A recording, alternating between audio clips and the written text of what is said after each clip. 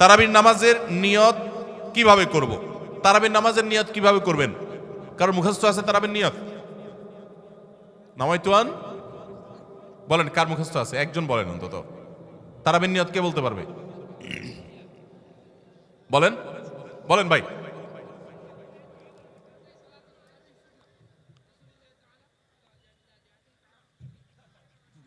মাশাআল্লাহ মাশাআল্লাহ, এবারই পুরস্কার দেওয়া উচিত। বসেন, আপনি অনেক কষ্ট করে মুখস্থ করছেন। তুমি বগুড়া সদরের লোক ভাই? কালু কাহালু। আচ্ছা ভাই, তারাবির নামাজ বা যে কোনো নামাজের নিয়ত জরুরি। নিয়ত ছাড়া কোনো আমল হবে না। কিন্তু নিয়তটা হলো মনের ইচ্ছার নাম।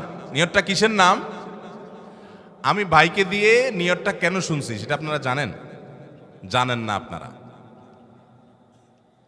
আমি ওনাকে দিয়ে কেন শুনলাম বলেন তো? কে বলতে পারবেন? কে বলতে পারবেন না?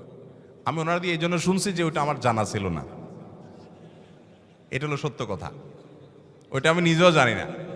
নামাইতুয়ান দিয়ে শুরু এটা জানি, কিন্তু বাকি শেষেরটা আমি জানি না। এই জন্য আমি চাইছি একটু শুনতে আর কি। আমি জানি না এই জন্য যে কোরআন হাদিসে কোথাও পাই নাই। এখন ভাইরা কেউ পাইলে তো ভিন্ন কথা, আমি কোথাও পাই নাই।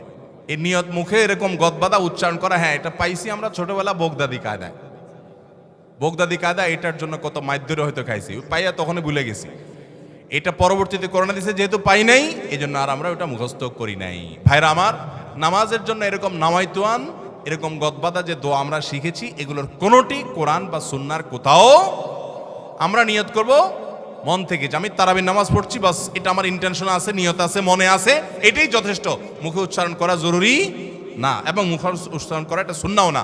নবী সাল্লাল্লাহু আলাইহি ওয়াসাল্লাম শেখানো না এটা আমাকে। ইবাদত করতে হবে তার পদ্ধতিতে। কোনো হাদিসে যদি উৎসাহ দেওয়া না থাকে, আমি কেন সেটা করতে যাব, কসরত করতে যাব? তবে হ্যাঁ, নিয়তটা হলো অন্তরের ইচ্ছার নাম, সেটাই যথেষ্ট। আলাদা মুখে নামাইতুয়ান পড়ার দরকার নেই।